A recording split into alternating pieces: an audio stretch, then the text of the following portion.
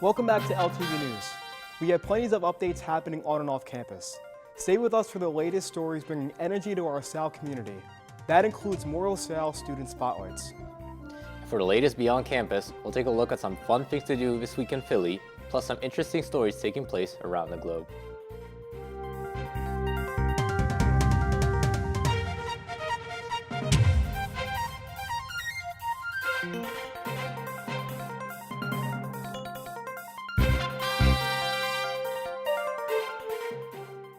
Welcome to LTV News, your source for everything happening from 20th and Olney to the heart of Philadelphia and beyond.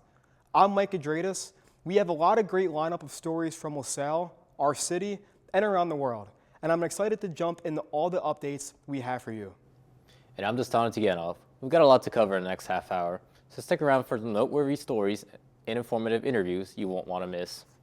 On today's episode, we have multiple segments focusing on government groups and policies that affect us locally. Let's jump right in. LaSalle University has announced the launch of a new cosmetic chemistry Bachelor of Science program. The degree combines chemistry and biology with hands-on training in the formulation, testing, and production of cosmetic and personal care products. Students will develop industry-ready skills, including understanding ingredient functions, laboratory methods, quantitative reasoning, and scientific communication. University's leaders say the program also emphasizes ethics, product safety, and responsible innovation. Officials believe the career-oriented degree will prepare graduates for demand roles in research, development, quantity control, regulation, and marketing within the cosmetic industry. LaSalle University introduced a new Associate of Science in Computer Technology program. The two-year on-campus degree is designed to prepare students for entry-level information technology support and technical assistance roles. Courses cover computer hardware and software, networking, troubleshooting, and security, giving graduates the skills to support users, maintain systems, and assist with network operations. University leaders say the program offers a flexible option for students who may not pursue a four-year degree, while also opening doors to additional certifications and specialized IT careers. Officials say it's a practical, high-quality education with immediate career application. We're bringing back an old LTV News segment this week that focuses on what different members of the LaSalle community are doing outside of the classroom. This week, our Student Spotlight host Farrah Windsor discusses LaSalle's student government with Senior Lawrence Manny. Hello everyone and welcome to LaSalle TV News. My name is Farrah Windsor and today I'll be conducting my very first ever interview. And today I'm joined by Lawrence Manny, a part of the Student Government Organization. It's a pleasure to have you, man. Thank you so much for having me out here today. Thank you. All right, so just to start off, what is the Student Government Organization and what do you guys do on campus to ensure a better product of livability for our student body? Well, that's a great question. I'm super excited to be here and just talk a little bit more about what we do as Student Government Association. So first off, I would say we are the voice of the students. A lot of times people got concerns, complaints, but not sure who to reach out to. And we as student government, we try to make sure we push some of these voices to faculty, staffs, and a lot more. And we usually do this by working closely with our advisors, which are Ms. Curry Spoto and Dean Holmes, great resource on campus. And just like I said, serving the student body, that's our key goal. So we do this by doing events, making sure we have conversation with the students and figure out what are some of the concerns or constraints that they might be facing on campus. Usually they're not sure who to reach out to, but we go out there and making sure it's been seen and heard. All right. Yes. So a little bit more about you. How did you get your start in student government, whether it was here or whether it was before your LaSalle career? And what about the role attracted you the most? Why did you want to get into it? That's a great question. Interestingly, I actually had no prior experience in just student government in general. Really? And Okay. I feel like leadership just might be a thing that I was born with. Sometimes leaders have been born. And for my case, LSI University, I was a part of SGA my freshman year, but I wasn't probably the most active member on there. It was second semester freshman year, our VP at that time, Will Gordon, he asked me to be his deputy chief of staff, and I couldn't turn the position down. It sounded like a fancy name. I wasn't sure what that position was at all. I was like, yeah, for sure, let's get the work done. And I got involved. I fell in love with the whole organization itself, doing the meetings. And the key thing that I actually fell in love with the most was probably just serving the LaSalle community in general, because at LaSalle, since I was a freshman, I've gained so much, and I felt like a way that I could give back to the community was just being a part of SGA, serving the students, making sure we help them out, have a safe/fun environment on campus or whatever the case might be. And honestly, probably one of the best decisions I ever made, because it's going great. I've gained a lot from this as well. Physical improvements, making sure that I try to learn how to manage my time well, and a lot more. So definitely key. Awesome. Yes. All right. As far as the challenges that come with this job, this job, what would you say are the most? Like, how do you guys implement strategies to face whatever might come up that's not as simple as hosting an event or just having to sitting down having a discussion with faculty? What are some of the more difficult things that a student government organization has to cover? Great question right there. I would say definitely all clubs on campus or wherever they face some difficulties, but I will definitely give a kudos to my team, my e-board team. We got some great people on there, whereas they're most leaders on campus, not just within SGA, but some of them are RAs, some of them are president of different clubs, and a lot more. So we are used to constraints, challenges, and a lot more. And one of the big ones that we face is probably presence. Sometimes, a lot of times, it's hard to get students out there to show up to events, or hard to talk to them, because everyone have different schedules, and it's hard to really get everyone at one time. But we always try to talk, figure out what some of the concerns that we are facing, and we throw suggestions back and forth, try to figure out ways how we could solve this. And another concern might be just bringing up ideas, because we try to send our surveys usually at the end of the school year to see what the students want to see on campus. But at the same time, we still struggle because we always want to do more. We are really a group of people who got so much high expectation of making sure we serve the students as much as possible throughout the whole semesters. So that's definitely a challenge that we face. Okay, all right. So as far as you guys planning events and everything like that, what do you have planned for this, next half of the spring semester? What should we look forward to that you guys are coming up with? That is a great question right there. So actually, one of the things that we do on campus, it's not just doing events. We do a lot of community service activities on and around campus, or just the Philadelphia area in general. So we started off with our Children's Hospital fundraiser, where we raised about $300 plus. We're actually donating that money today in person. So that was our starter. And we also have some social events planned coming up, where we will be making bucket hats and a lot more. And we're also thinking about another fundraiser where we'll have a car wash. So we have a lot planned. And another thing that I'm excited for this spring semester is that we are having our e-board elections. So prepping for the next school year coming, which is super exciting to see what we're going to be the next leaders here at LaSalle University and how they can make change. And I'm super excited to guide them through the process, what it takes to be in roles like this, because sometimes it could be demanding, but it's for the good cause. We are always there to serve the student community. And last Thursday, we actually had a meeting with the Christian Brothers, making sure, because again, serve the whole community, not just students, I saw faculty, the post staff. on Instagram. Yes, sir. Yes, Yeah. we want to make sure we include everyone and get their perspective on. We actually told them some of the things that we do as SGA and what are some ways that we could probably work together and get the Christian Brothers more active on campus. Yes, what exactly? Because the Christian Brothers, they do a lot of great job for us as students, and we want to make sure we serve them as well. So we have a lot more. I'm not gonna spill all the things right here, but we have a lot more in store for this semester. Yes. Yeah, for sure. Just as a personal tidbit, I really relate to that part, because my first job on campus, I was actually hired by Brother Robert Kinsler. That's right. Yes. And he Great guy. He passed almost immediately after I was hired by the role for him. That was a very big loss for the campus, and it's incredible how somebody can be, there one day and then gone the next. But they're such a big, integral part of our community. We need to make sure that their voices are heard too, and I love that you guys are doing that. Absolutely. I mean, we are moving. That's why we always want suggestions or recommendations from the student body, not just us just making decisions. Because sometimes I might think I know it all, but you might know what's happening in your respective niche. So we want to make sure we have conversation with you guys. That's why I'm super excited. We have next year member here talking about what exactly we do and what we hope for coming semesters and current semesters right now. Yes. All right. Great And thing. for the last part, I guess to lead into what she was talking about, for anybody looking to be a part of the student government organization, Right. what should be the thing that, that they're most prepared to deal with? How can they most prepare themselves for this position?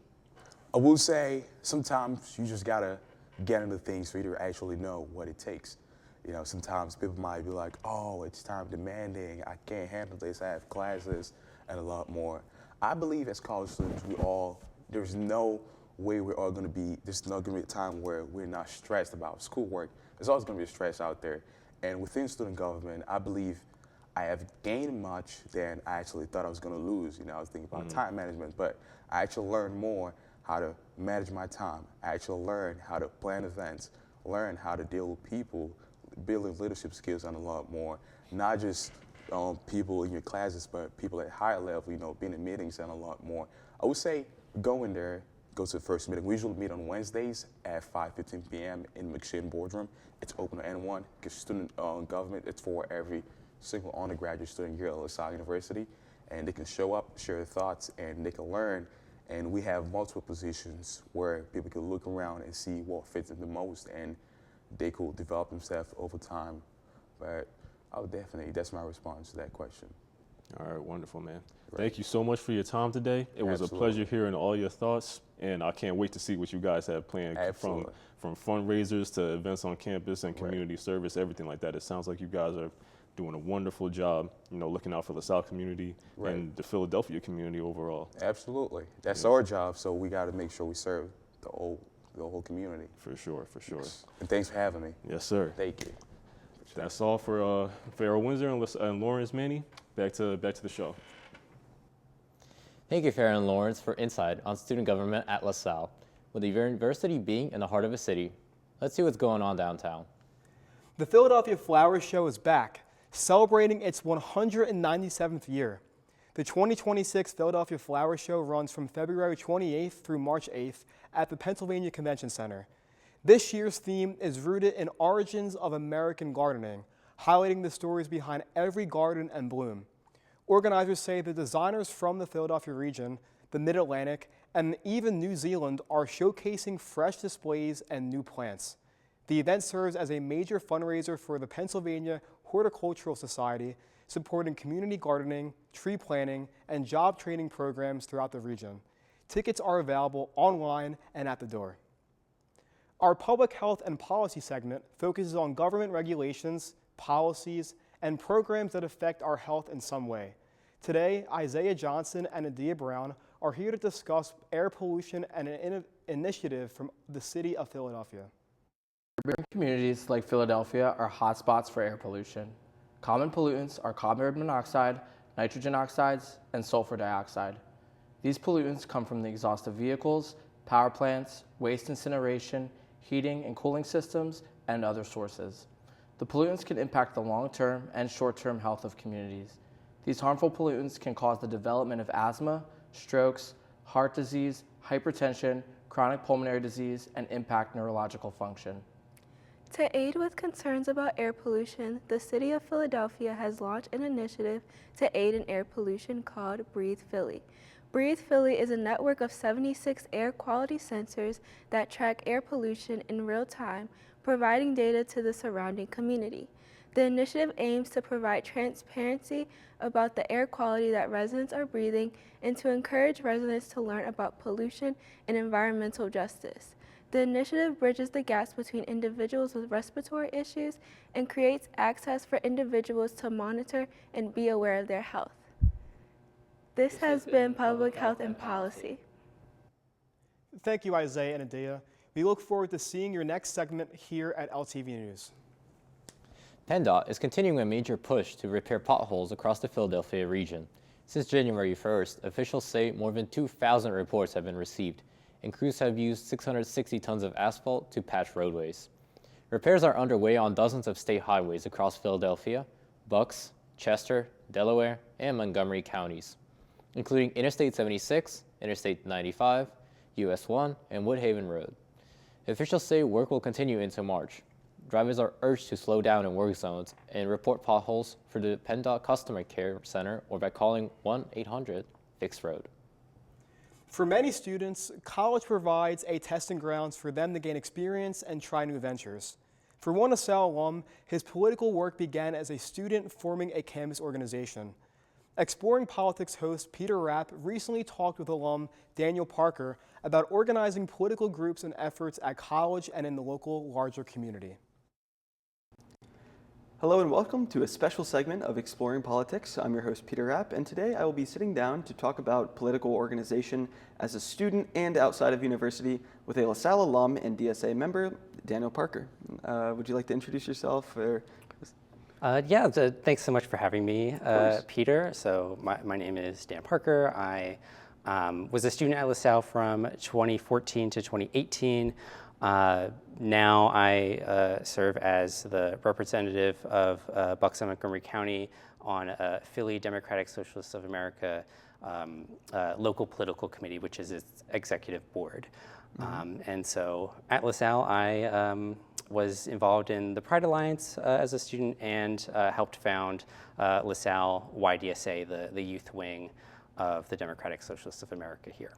Yeah, that's great to hear, and we are here today because wanted to know how you what you learned from when you were here on campus organizing. There are many people on campus organizing today, and essentially, what did the experience of organizing politically on campus teach you that you now take on to your role in the real world as off campus? Yeah, many things. I came into organizing from what we call in DSA as the first Trump bump. So after Trump was elected the first time, there was a huge swell in the organization, which we are seeing now with his second term. And this swell of political activity, especially of young people, really taught many of us very basic things about organizing, how to have strong one-on-one relationships that are the foundation of growing political culture, growing strong campaigns. And frankly, in the beginning, we didn't know very much about what we were doing at all. We were just extremely driven by righteous anger at the direction of the country, the rise of white supremacy, the rise of inequality. And I think what we learned is that when you are able to present yourself to other people as a friendly face, a competent face, and offer support and explanation for why you want the world to be different, folks are often really receptive to that. And many of our ideas that are considered radical are actually deeply popular when you're able to develop close relationships with people and work with others on achieving political goals. Yeah, and I know a big problem with organizing and getting people involved politically is a lot of people, they might not necessarily even be against the ideas, but they just think that politics is something that is not theirs to be involved with. They don't care, it doesn't affect them, or they don't feel like their opinion matters. I feel like that's a common thing for organizers to struggle with. What are some ways that you found that really get people to realize that they should be involved and active in their community? Yeah, it's the question for organizers is how to plug people in, how to get people into organizing and active, in their lives. And I think that we should understand what really the barriers are. It makes a lot of sense why people want to kind of push politics away, because conflict is difficult, and political organizing takes a lot of sacrifice, frankly, of time and energy. And I think political organizations that are successful are able to build confidence in their members, in the people around them, that they have real power and that collectively we can change our conditions, we can organize a union, we can fight against the privatization and enclosure of public goods, we can fight against the violent repression of our neighbors. And it's a matter both of making people not afraid of frankly, their own power, and helping people build confidence that what we do together can actually achieve things that are otherwise many people think are impossible. Yeah, I mean, this is a very big moment in America now with Trump back in office, and with the deployment of ICE across many big American cities. And a lot of people are rightfully very worried about the direction that the country is going in again. And I think we are seeing right now a lot of people get into politics for the same reasons that you did back under Trump 1, where people are unhappy with the way that the world is going and they want to make a change. And I think that organizing on campus is a very important way for students to not only feel like they have some agency in their lives, but really learn skills to then have agency in the real world and build political movements. What are some things that you've done in the DSA after university that really helped you hone your skills more of being politically involved and political engagement? Yeah, I developed most of my skills after graduation when I moved back in with my parents in the suburbs of Philly, where I joined Bucksmont DSA, which is a suburban branch of the chapter of Philly DSA. And similarly, we were still in the first Trump bump era, so the organization had a bunch of new folks who really didn't know too much about organizing, and especially in the suburbs where there isn't much of an organizing infrastructure as there is in big urban centers in the country. But we knew we had to put ourselves out there, and so the first thing that we sort of did as a small branch was a canvassing operation and campaign in Norristown, where we pressured the Norristown Municipal Council to pass a resolution in support of Medicare for All, Bernie Sanders and Pramila Jayapal's bill at the time for socialized medicine. It was successful. We did convince the council to pass it. It was a symbolic measure. It was a sort of thing that the council would do to, say, pressure Madeline Dean to sign on to Medicare for All.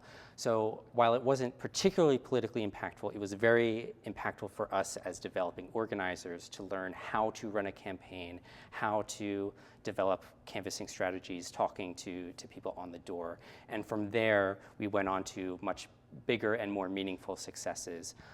In Norristown, in 2020, we stopped a multi-million-dollar sale of the publicly owned sewer system in Norristown to a private corporation, Aqua PA. If the corporation did buy up the sewer system, they would have raised rates on residents triple what they're already paying, and all of those funds would have just gone to shareholders who have nothing to do with the community. And from that, other towns in the region were facing the same privatization schemes, and Conshohocken and Towamencin fought back and won. We got a few of our members elected to local office, Kofi Osei in Towamencin, and most recently, David McMahon in Norristown, where a lot of this started just last November. And we also were able to cancel $21,000 of school lunch debt in Bristol Borough School District with our PA Cancel Lunch Debt Coalition with some other DSA chapters and the Debt Collective. I mean, it's great to hear about work being done at the grassroots level, people getting involved in their communities, really caring about the outcomes for their neighbors, and putting aside the kind of cynicism that can come with, well, they have all this money, they have all this political power. What can we really do? It's great to see that at the community level, we are able to make changes in our communities to build better futures for all of us. And I think that's why it's important for young people to get involved now while they're in college, or if they aren't in college and they're high school, and just learn how to organize and how to be a member of their community that really cares about the greater health, well-being of everyone. So thank you so much for coming on today. It's I feel like it's a great example for students that are here now and in the future to be able to see that the skills that you're learning here, definitely not just what you learn in class, but what you do on campus and the connections you make matter in the future, because that helps you later on help yourself and your neighbors. I think that's especially needed right now. So thank you so much for coming on today. Thank you so much for having me, Peter. It's an absolute pleasure and honor. So thank you. Thank you so much. And yeah, thank you all for tuning in, and we will check back to the studio. Have a good one. Thank you, Peter, for the Alum Spotlight. That's all we have for Philadelphia, so let's move on to world stories.